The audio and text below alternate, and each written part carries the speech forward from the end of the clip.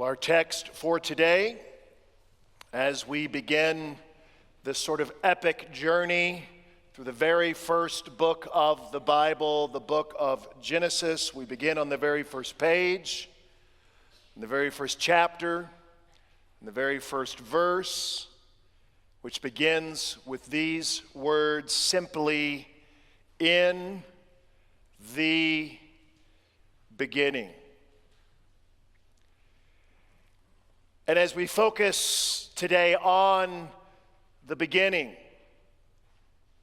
let me begin by asking you a question. This is a fundamental question of existence, a fundamental question that probably most of us don't think about on an average day of our life, but it's such a fundamental and vastly important question that the way we answer this question has ramifications for all of human existence and very practically for your life.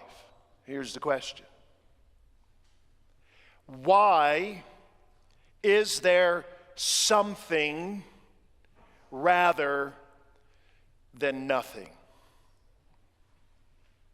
Why is there something that exists rather than nothing existing at all? Do you ever think about that question? We can frame it another way. Where did the world come from? Where did the universe and everything that exists originate? Well, in the West, there are two sort of primary, fundamental responses, ways of answering that question.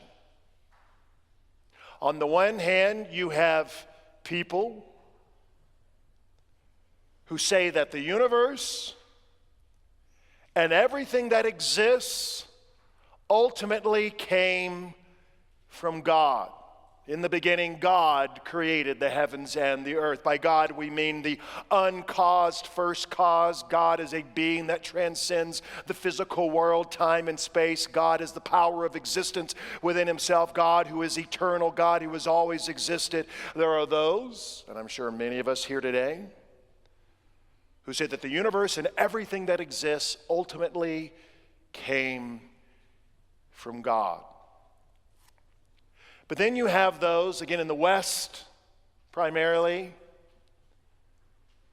that to the answer to that great fundamental question, they say that the world, the universe, and everything that exists ultimately came from nothing. That there once was nothing, and somehow out of nothing came everything that exists in this ever-expanding universe. Now, I have spoken on this subject matter before. I did a sermon on this in 2018. I did a sermon on this in 2023, just a couple of years ago, but we're doing it again today as we begin this journey through the book of Genesis in the beginning, because we live in an age of great skepticism of the existence of God. And not only skepticism, but we live in an age where the people who are kind of the nothing people, kind of the secular atheist people, there's a bit of a sneer at times, a little bit of snarkiness, a little bit of mockery. You believe in God? Here in the 21st century, with all of our advancements, you still believe in God? Don't you know that God doesn't exist? Okay, I hear you. And maybe you're here today and that's what you believe. God doesn't exist. Maybe. But you know what definitely doesn't exist? Nothing. That's a defining characteristic of nothing, is that it doesn't exist. And so to say that everything that is somehow came out of nothing, that's some pretty magical nothing that you have.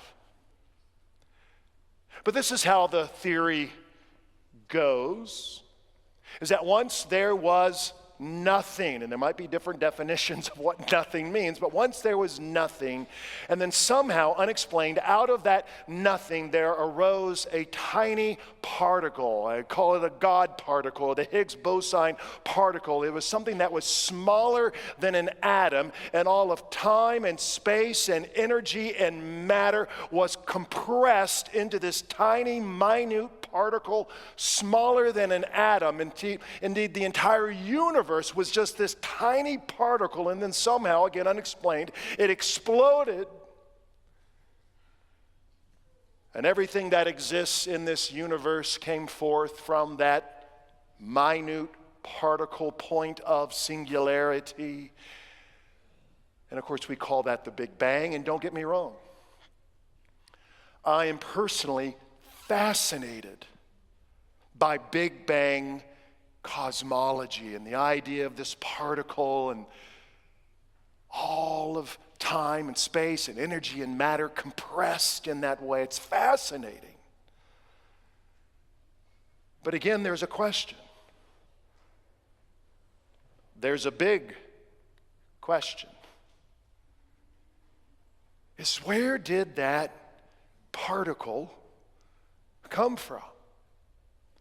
I mean, who struck the match? Who flipped the switch? Who lit the fuse? If there truly was nothing, and I don't just mean darkness, because darkness is still something. I don't just mean like emptiness, because emptiness is actually still something. I don't just mean like a void or a bubble of space-time, because a void or a bubble of space-time is still something. If there ever was a time where there was absolutely nothing, what would there be now? How did this particle arise? Where did this come from out of nothing? Well, there are many physicists and cosmologists who study and theorize, who try to come up with answers. And we're going to watch just a 2-minute video of two physicists speaking about how everything came out of nothing. Named for the groundbreaking astronomer, the Hubble Space Telescope allows us to look deep into the universe, back in time, and closer to the moment of the Big Bang. But for scientists, winding back the clock to the Big Bang was only the first step.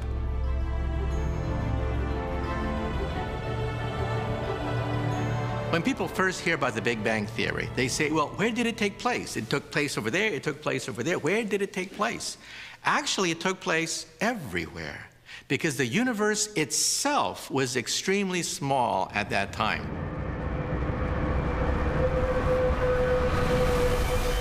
These are only some of the most abstract and difficult concepts there are. So here's a mind bender.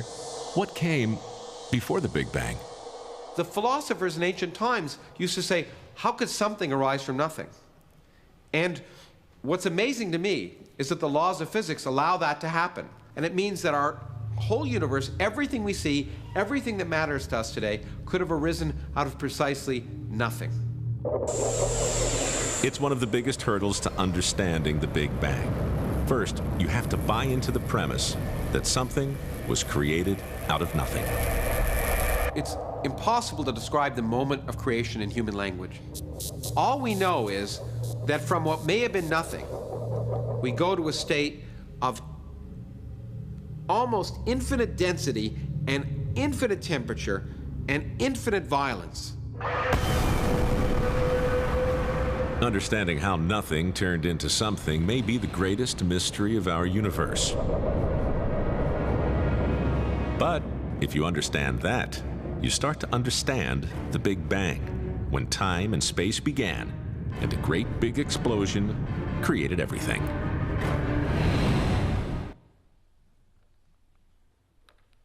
Okay. A couple things I want to point out, some of the language. By the way, the main guy there, his name is Lawrence Krauss. He's a really big atheist, anti-God, anti-church, anti-Bible, brilliant guy. Notice he uses the language, he said the moment of creation. Interesting, he used the language of creation. It's like we can't get away from that. He also said from what may have been nothing, sort of hedging his bets just a little bit. But the most interesting language that I find there is that he talked about the ancient philosophers who said, how can something come out of nothing? And he said, quote, the laws of physics allow that to happen. The laws of physics allow for something to come out of nothing. Did you catch that? The laws of physics. Well, where did the laws of physics come from, or the law of gravity, as other physicists have said? Well, because the law of gravity, the law of physics, we know that something can come out of nothing, everything. If there is truly nothing, absolutely nothing. There are no laws of anything, no laws of physics or gravity, any such thing. So you see, they're sort of shifting and manipulating the definition of nothing. Maybe they mean sort of emptiness, but even that, they describe the emptiness of space with particles. So now they're actually talking about that there was emptiness of space and particles and a bubble of space-time. But again, where did that emptiness with particles come from? Where did that bubble of space-time come from? The laws of physics. If there was ever a time when there was truly nothing, really nothing, what would there be now? Nothing. Sound of music as a song that I will sing. Nothing comes from nothing. Nothing ever could. Nothing comes from nothing. Nothing ever could. If there was a time when there truly was nothing. We say, well, but the universe created itself. That's another way of describing it. The universe created itself. Think about that logically. The universe created itself. For the universe to create itself, the universe would have to be before it is. The universe would have to exist and also not exist all at the same time and in the same relationship, which is a violation of the most basic premise of logic, the law of non-contradiction. Now look, I cannot begin to explain to you God, how God has always been, because, little kid will say, well, where did God come? Who made God? No one made God. God has always existed. Outside of space and time, the power of existence within himself, the uncaused first cause, I can never explain that to you. That goes above and beyond my ability to understand. It is super rational, but it's not irrational. If you're just looking at the most logical, reasonable answer, to say that everything that is came out of nothing makes no sense. That the universe created itself, it's a violation of just sort of basic, simple rationality and logic. Now, alongside of that, let me also add this, not simply as why is there something rather than nothing, or where did the universe come from, but why is the universe and the world and life so intricate and beautiful and complex and, dare I say it, designed? People speak about the fine-tuning of the universe, that there are constants like the force of gravity or the speed of light or electromagnetism. And if any of these things, any of these forces were just slightly different than the way they are, atoms wouldn't exist, planets couldn't exist, life itself, humanity, and it appears that the universe is highly fine-tuned and designed in such a way as to support and to promote life, human life. But not only on such a grand universal scale, but just simple things. Think about your ear, the way your ear works, and the little hairs and the bones, and the way that the sound waves come in that gets translated into your brain and you can hear, or the eye, for example. We can compare and contrast that with a camera. And if you looked at a camera, you wouldn't say, wow, isn't that amazing how that just sort of accidentally came into existence. You see a camera and it shows elements of design, of intelligence behind it, because it has a purpose, it has a function, it has precision. Well, look at an eye. The functionality, the precision, And we see the fingerprints, do we not, of an intelligence and of a designer behind it. Or let's take, if you don't like eyes, let's take a little bacteria. There's good bacteria and there's bad bacteria. But bacteria, this is the size, a millionth the size of a grain of sand, microscopic. And you see the little tail? It's not a tail, it's called a flagellum. And that little flagellum on that little bacteria, it spins around like a little propeller, and it has a microscopic motor built in. And I know you're saying, could we watch a 40-second video clip about that? Yes, you may. Let's watch that now. This is not a mechanical structure, but a super engine crafted by nature. It can achieve speeds ranging from 22,000 to 100,000 RPM, with energy conversion efficiency far surpassing any engine ever built by humans. The bacterial flagellar motor is a nanoscale machine found in flagellated bacteria, composed of proteins with components functioning similarly to gears, rotors, stators, drive shafts, couplings, and clutches. The motor is powered by the movement of ions across the cell membrane, driven by an electrochemical gradient.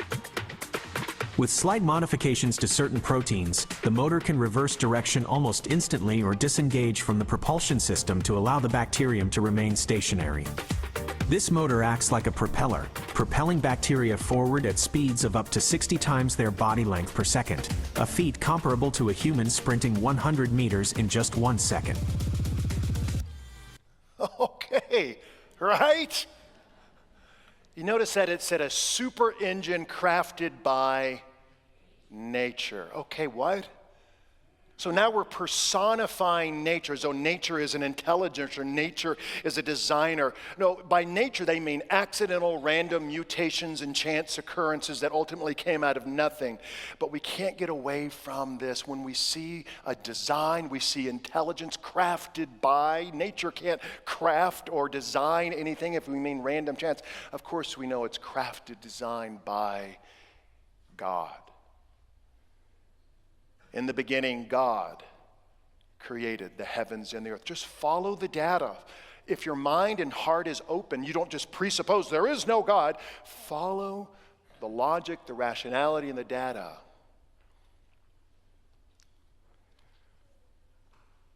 To say that everything that is came out of nothing is a violation of human reason.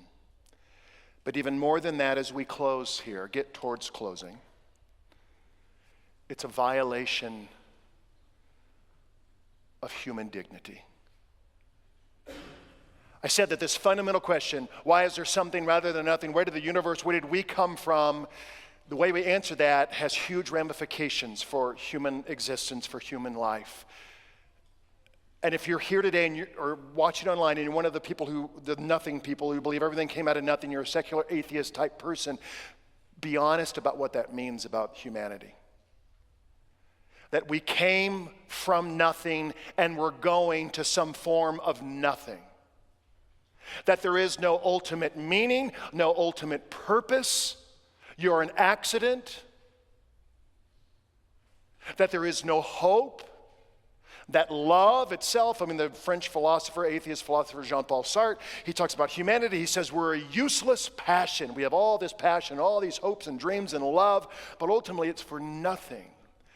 And all of the love that you have, if there is no God and the nothing people are correct, it means that love, it's simply chemicals in your brain. It's a trick of biology and the chemicals to get you to pass on your DNA. And that's it. It means that humanity is a mind machine. We're like another form of animal life. What if we really believe that human beings are simply another form of animal life? Our brains are just meat computers. Well, Viktor Frankl wrote about this. Viktor Frankl was an Austrian neurologist and psychologist. Viktor Frankl was a survivor of 2 concentration camps, Auschwitz being one of them. He wrote a book called Man's Search for Meaning. This is what he says. If we present humanity, a concept of humanity which is not true, we may well corrupt him. When we present him as an automaton of reflexes, a mind machine, as a bundle of instincts, as a pawn of drive and reactions, as a mere product of heredity and environment, we feed the nihilism, that is the sense of nothingness to which modern man is prone. He says, I became acquainted with the last stage of corruption in my second concentration camp, Auschwitz. The gas chambers of Auschwitz were the ultimate consequence of the theory that man is nothing but the product of heredity and environment, or as the Nazis like to say, of blood and soil. I'm absolutely convinced that the gas chambers of Auschwitz were ultimately prepared, not in some government office in Berlin, but rather at the desks and in lecture halls of atheistic, nihilistic scientists and philosophers. What is he saying? He is saying if we believe that human beings are just another form of animal life, nothing sacred, nothing special, nothing holy, if we believe that we're accidents, should we be surprised that we devalue human life? If we really believe that we came from nothing or going to nothing and we're just biochemical machines, animals, should we be surprised when other human beings treat other human beings as though they were animals? The British journalist Steve Turner wrote this little poem. He says, if chance be the father of all flesh. In other words, if everything came out of nothing and you're just an accident. If chance be the father of all flesh, disaster is his rainbow in the sky. And when you hear state of emergency, sniper kills 10, troops on rampage, bomb blast school, it is but the sound of man worshiping his maker. Praise be to God, the Word of God shows us a better and greater and truer story. That in the beginning, God created the heavens and the earth. There is purpose, there is meaning. Verse 26, God said, let us make man in our image, after our likeness. Verse 27, so God created man in his own image. In the image of God, he created him, male and female. He created them. And then it says, verse 28, and God blessed them. What does that mean? It means that human beings are special. Human life is sacred and set apart and holy. It means that every human being that has ever lived or ever will has infinite value and worth. It means you have worth.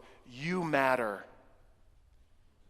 It means the aged and the infirmed and the unborn and the homeless and even that person in your office that when you see him coming down the hall, you're like, oh, please don't talk to me. Please don't talk to me. I don't want to. Hey, how you doing? That nerd, everyone made in the image of God is sacred and holy with infinite value. And even so much so that God, as the story would go on, that God himself, the God who created all those constants, electromagnetism and the force of gravity, the speed of light, holds the entire universe together, even down to the tiniest little bacteria. That God gave everything away for you.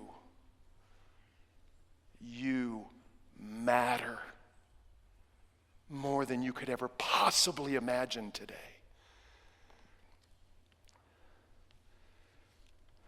Why is there something rather than nothing? Where did it all come from? In the beginning, God created the heavens and the earth, and God made you in his image. And when God stepped back from his creation, he looked and he saw and he said, it is very good. To God alone, Father, Son, and Holy Spirit, be all the glory. Amen.